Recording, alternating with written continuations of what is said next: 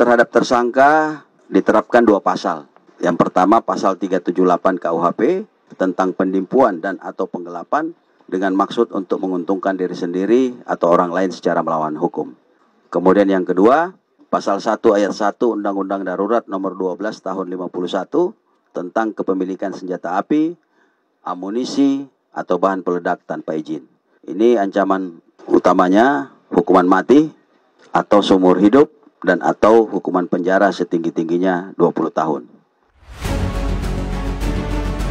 Pada kesempatan ini, Polda Kalsel kembali bersama-sama kita berkumpul untuk melakukan press release. Yang utama adalah pengungkapan kasus penipuan, di mana kasus penipuan ini sendiri menjadi menarik manakala korbannya adalah orang-orang yang ingin mendaftar ataupun ingin menjadi seorang anggota Polri di semua tingkatan, mulai dari level penerimaan akademi kepolisian, kemudian penerimaan perwira polisi sumber sarjana, termasuk juga Bintara Polri.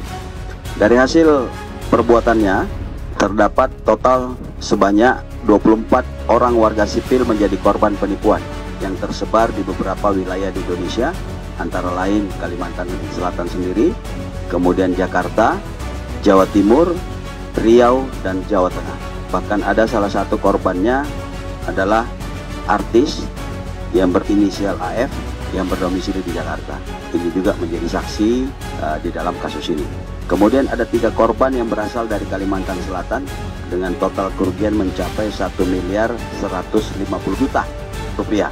Kemudian apabila seluruh kerugian korban ditotalkan, akumulasi dari beberapa korban, itu total kerugian 4.495 juta rupiah.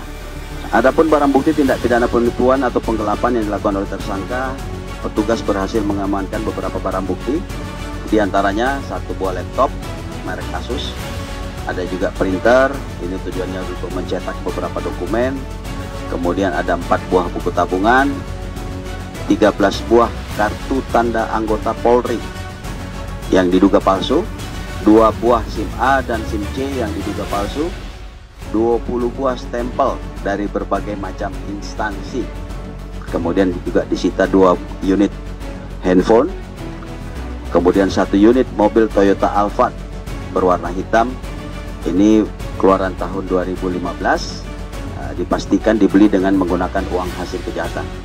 Kemudian 1 unit mobil BMW seri 320i tahun 2012 warna silver, ini juga dipastikan dibeli atau diperoleh dari uang hasil kejahatan.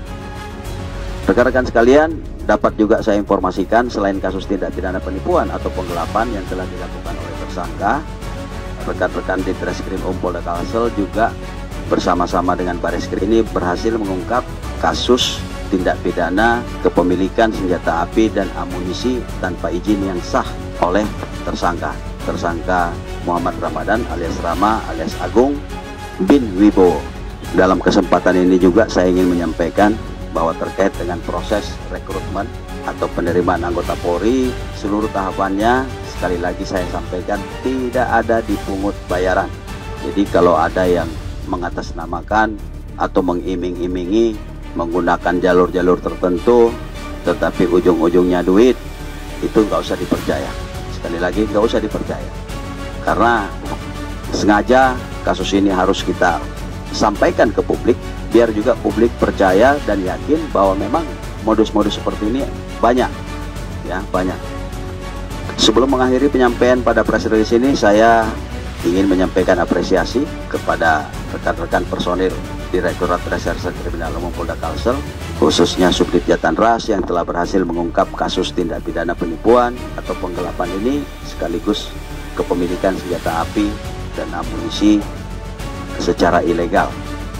Tentunya sekali lagi pengungkapan ini menjadi pemicu atau motivasi yang kuat bagi anggota untuk senantiasa menunjukkan kinerja terbaik di dalam melaksanakan tugas yang diamanahkan oleh negara.